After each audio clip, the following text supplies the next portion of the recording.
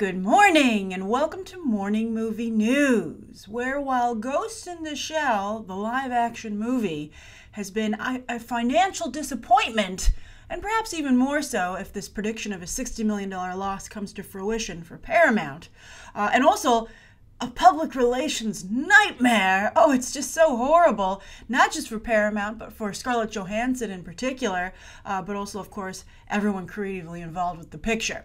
But while the United States isn't doing so well, it turns out to have been an excellent move for Japan and those individuals there associated with the brand, because original Ghost in the Shell is doing great.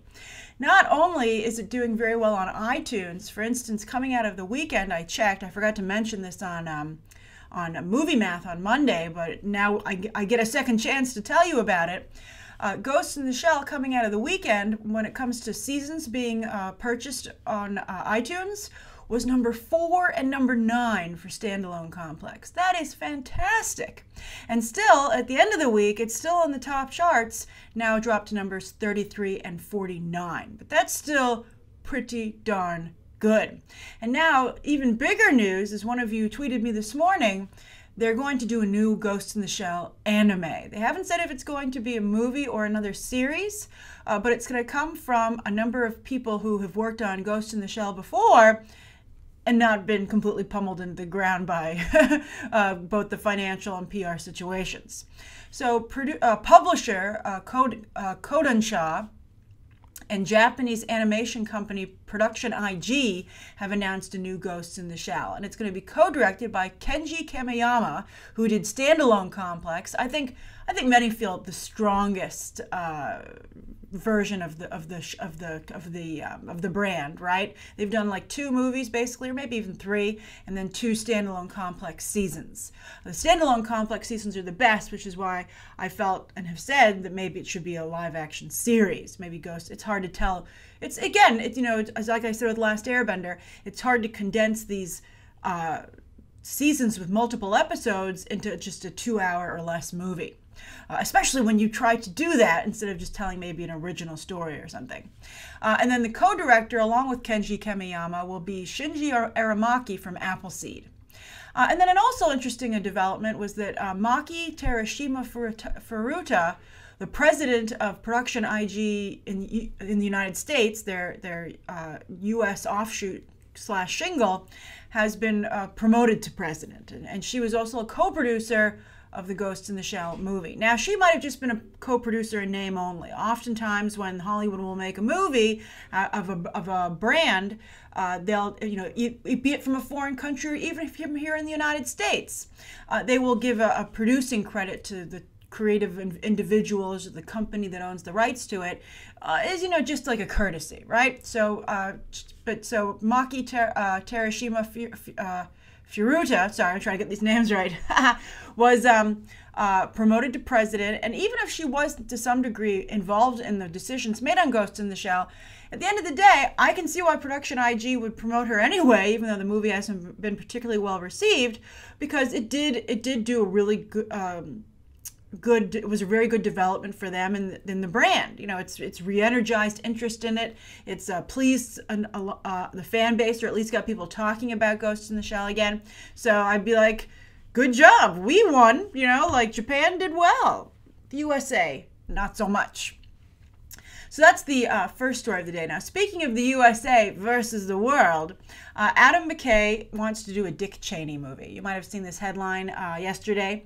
Now, this is going to be his follow-up to The Big Short, an excellent but depressing movie. You're like, wow, this is so good. And then when the movie ends and they're like, yeah, nothing's being done about this financial situation, you're just kind of like, society. So anyway, he wants to follow it up with a Dick Cheney bio, which I'm sure will have comedic elements as well. More on that in a moment. And Christian Bale is in talks to star as Dick Cheney. And he, of course, was also in The Big Short, where he was Oscar nominated for Best Supporting. So you can see why maybe he'd want to work with Adam McKay again. Christian Bale is a very interesting case. He was so hot after American Psycho. Everybody talked about what a great actor he is. And he's, of course, already won an Oscar for The Fighter. And then, of course, he was Batman. But, you know, he left that, obviously, when Christopher Nolan did, and he just hasn't been able to, use that as a springboard into, I think, a more high-profile career. Of course, everyone still respects Christian Bale, but as an Oscar winner and Batman, that's a powerful 1-2 punch. You would think that he would be doing more high-profile projects instead of this upcoming, like, for instance, I think it's The Promise with Oscar Isaac. No one's going to watch that. All right, so anyway, so Christian Bale wants to star as Dick Cheney. Steve Carell, also from The Big Short, would play Donald Rumsfeld. I can't quite see it, but let's see how he looks once the makeup's done. And then Amy Adams would be Lynn Cheney, Dick Cheney's wife. That's a pretty strong cast. And Gary Sanchez will produce again, as was The Big Short. That's Adam McKay's production company with Will Ferrell. And also Plan B will join in again. That's Brad Pitt's company. He was in The Big Short, partially to help get it made.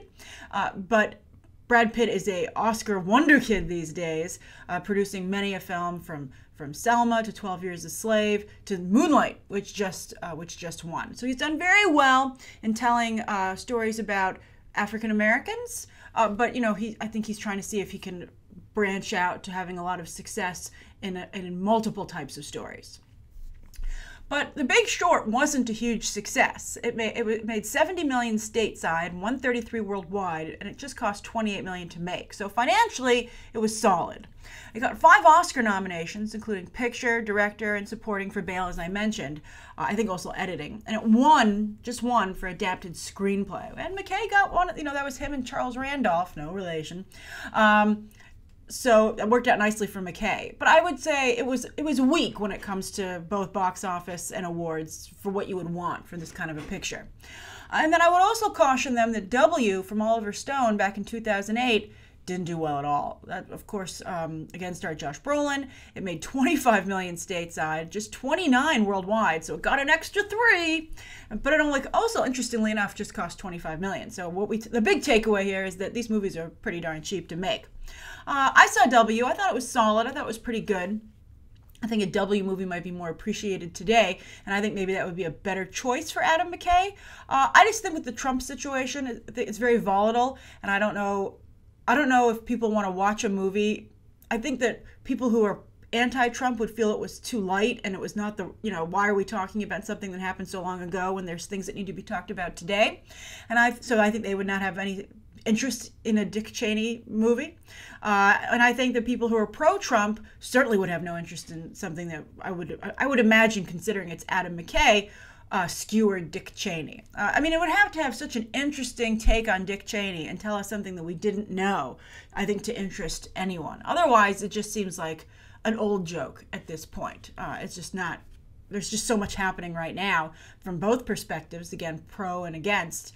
Why would you? It just seems like an unnecessary trip down memory lane. I'm curious, would you have any interest in a Dick Cheney movie? Not only in relation, not only personally, but how do you feel from a business sense? If you worked at the studio and Adam McKay said to you, the next thing I want to do is a Dick Cheney movie, would you be like, oh, okay? Or would you be like, for the love of God, Adam, pick something else? All right. All right, so the third story of the day, talking about choosing projects, is Seth Rogen and Evan Goldberg. They've already had some success. Again, this is a solid success. It's a little bit like The Big Short in terms of the size of success, with Preacher on AMC, based, of course, on a popular comic book. But I guess they liked the experience, and now they're going to produce a movie based on Robert Kirkman's Invincible for Universal. And Robert Kirkman will be involved himself. He, of course, is of Walking Dead fame, and this is his second most popular comic after The Walking Dead.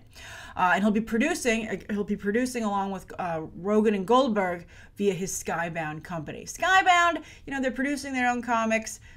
I don't know. Robert Kirkman's very prolific, certainly these days, but nobody really talks about his comics, which I think is interesting. Like, nobody talks about Invincible. It's certainly been around for a long time, and no one really talked about The Walking Dead before it became so popular on AMC. But I think the crazy thing is that Invincible is superheroes, and it's very hard to do superheroes that aren't the big two, Marvel and DC. Just ask the Kick-Ass team. Although Kick-Ass had a lot of its own problems, and was certainly not. It didn't cast a wide net in terms of audience, but Invincible would. It's about the teenage son of the world's most powerful superhero and what it's like to be the son of the world's most powerful superhero and to inherit his powers. So it's kind of like Superman with like Spider-Man's great power comes great responsibility, etc., etc. But also I think it also sounds a lot like a live action Incredibles. And if I were Pixar, I'd be like, what the what? Maybe we took too long, you know? But although Brad Bird is very hard to compete with, Seth Rogen and Evan Goldberg, I think, are very talented, but they're certainly not known for being cozy, right? And that's a big part of, I think, the Incredibles' appeal.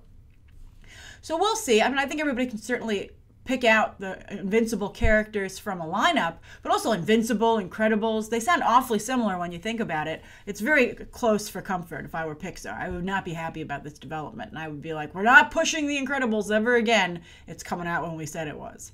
And I think this would probably, I would think, light a fire under Brad Bird's butt and be like, maybe it's time to get to work. But I'm curious, what do you think? I mean, do you think this sounds... I'd have to see the casting, quite frankly. I mean, they have there's a show like this, I think, like on the Disney Channel or Nickelodeon, right? I mean, this certainly isn't a new idea. So a lot of it would have to rely on the execution. And also, if there's any room for any other superhero fare that isn't from Marvel and DC, because they're both so prolific in terms of what they're producing, move over, Kirkman. You're not the only one who does a lot. And then also, of course, the Incredibles are coming. So we'll see. But I'll be certainly curious to see how it shapes up.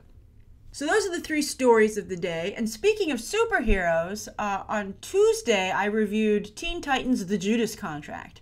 And I had high praise for the depiction of Starfire, which appalled some of you because she's very sexual there. And of course, for a number of you who aren't familiar with the character in the comics, they've just gone innocent with like the animated shows in the past because, of course, her character was very young. So anyway, I got an interesting question in regards to my review from Total Art, and so I thought this was a great thing to discuss. So Total Art said, I don't understand anymore, Grace. I thought you would hate Starfire, but you love her. Can you go into more detail into how to create good female characters that aren't offensive? Because I'm realizing I don't know nothing. For a solo writer. Love the show, though. I love that. Thank you. That's a great question. And I think that it's something that probably a lot of new writers, particularly male writers, struggle with. And I would say that the same thing would go for female writers in writing male characters. It's tough to write what you don't know. That's what they always say, write what you know, right? And so I think if you want to be a writer, make sure that you really are an observer of life. Overall, not just in terms of writing male and female characters. Make sure that you read as much as you can, you watch as many movies as you can and TV shows, because you'll get it. That's a good way to learn about people. Also, watch as many documentaries as you can, news stories. Just soak up as much about life as you can to give yourself some perspective. All right, so anyway, as to your question, Total Art, I think that if you're going to have a character who is promiscuous, we were recently talking about Harley Quinn, also, and I thought that Bruce Timm was pushing her character too far. So here's the difference. That's a great comparison, actually. Starfire versus this Bruce Timm's Harley Quinn in the upcoming animated movie. The question is it organic to the character, or are these decisions being made just to titillate the audience? That's really, I think, the question you have to ask yourself. Starfire comes from a free love alien planet, and the things that she does are totally normal to her. And also, that's as I said in my review, she's a wholesome prostitute. She's like that first great sexual experience personified as an individual, and that's just the genesis of her character, and it all stems from that. And so her character serves a purpose, not only in terms of the way she is, but her purpose in the story, right? She's supposed to be this wonderful, innocent sexual awakening for Nightwing, and a really fabulous one, right? Like, wow, like it's like rainbows and unicorns sexuality. So like the pinup on your wall coming to life, right? I mean, that's pretty cool. And I think that they did a fabulous job doing that. So Starfire is organic both, again, in her character development and also in which her purpose is in the story. She has a clear purpose, and it's a structural, intellectual way that provides growth for Nightwing, right? That's all very important. It's a little bit like Rebecca De Mornay's prostitute in Risky Business. What is the point of it for the story? And not, oh, it's a female character, let's amuse the audience with titillation. Now, a lot of you like to point out that, hey, Harley Quinn did, sleep her way through college to get good grades with her professors. Well, they only showed her doing it with one professor, psychology. And also, that was to get a goal, right? I mean, she's very goal-oriented and will use her sexuality when needed. But the way it seems to be being shown in the Bruce Timm Batman and Harley Quinn movie, she isn't getting anything out of her flirtation with Nightwing. He's just the guy in the room, And that, That also doesn't work because Harley Quinn always goes for the alpha. Joker, Deadshot on Suicide Squad, because it raises her standing in the group, right? It's the old who's going to date Cyclops, idea. Why? It's a great. That's true of real life. It's a great shortcut to the top. Become sexually involved with whoever's leading the group, and I think Harley Quinn's very good at that. But Batman's in charge of this operation, so what is she wasting her time with Nightwing for? It doesn't make any sense. So again, does it make sense? So you should ask yourself, am I doing this just to titillate the audience, or is there a legitimate reason for doing it? So, and also you can't have all your female characters do that. You have to pick and choose. Some female characters are promiscuous, and then that one is promiscuous, but you can't have all of them be that way. That's the other problem. You can't have Barbara Gordon's Batgirl and Harley Quinn all acting the same way. It just doesn't make sense. Just like all men don't act the same way, all women don't act the same way. And the real problem is that often female characters, I have in my notes here, are just there for eye candy, and that's going to really red flag you in terms of offensiveness. If you'll really protect yourself by making sure that your characters are well developed. So think of your female characters, Total Art, as a person first, and then put their gender on top of it, just like you would develop your male characters. Now, some people might say, well, and this is, I think, a sad truth, even today, I don't know a lot of women in that context. I don't know women in terms of their personality, what they're worried about, what they're thinking about. And women have different concerns than men. Sometimes we have the same concerns, but there are differences. So what you really need to do is, again, get that perspective. And and also maybe you might want to interview some women who are in a similar situation as to your character, and make sure you tell them up front, though, why you're asking them all these questions, right? Be like, hey, just say, I'm writing a script or a story, and I have this female character, and I'm not quite sure, some of her motivations. Can you help me and give me some advice, maybe, just from what you know? I think that I'm sure, some women might be a jerk about it, and just don't ask them for help again. But find someone that you trust, who you think is very nice, and I'm sure that she will give you some advice. You could also do some research. You could read interviews. The internet's right in front of you. You're watching this show. Just Google it, and you can probably get some interesting information. And then as far as eye candy goes, something else that will help you from being offensive is that if you realize that everybody enjoys eye candy, so you want to have some hot, if you're doing an eye candy type of project, you want some hot guys in there as well, so you can please everybody. And that way you won't get accused of doing something from the male gaze. Game of Thrones got in a lot of trouble for that. Unless, of course, you're whatever you're writing or the show that you're doing, or the movie is supposed to be inherently male. Then you want to double down on the male gaze, and that's part of your thing.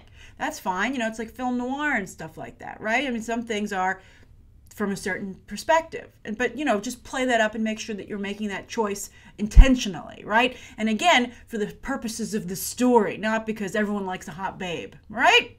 So anyway, I hope that's helpful to you and anybody who's out there writing something. That's today's morning movie news. Thank you, everybody, for tuning in. Please write down below what you think of today's top 3 stories, Total Art's viewer question, any advice you have for writing female characters, and the differences that you see between Starfire and Teen Titans Judas Contract, and Harley Quinn and Batman and Harley Quinn, and anything you'd like to see covered on Monday, and any questions, of course, that you might have. Thanks for watching.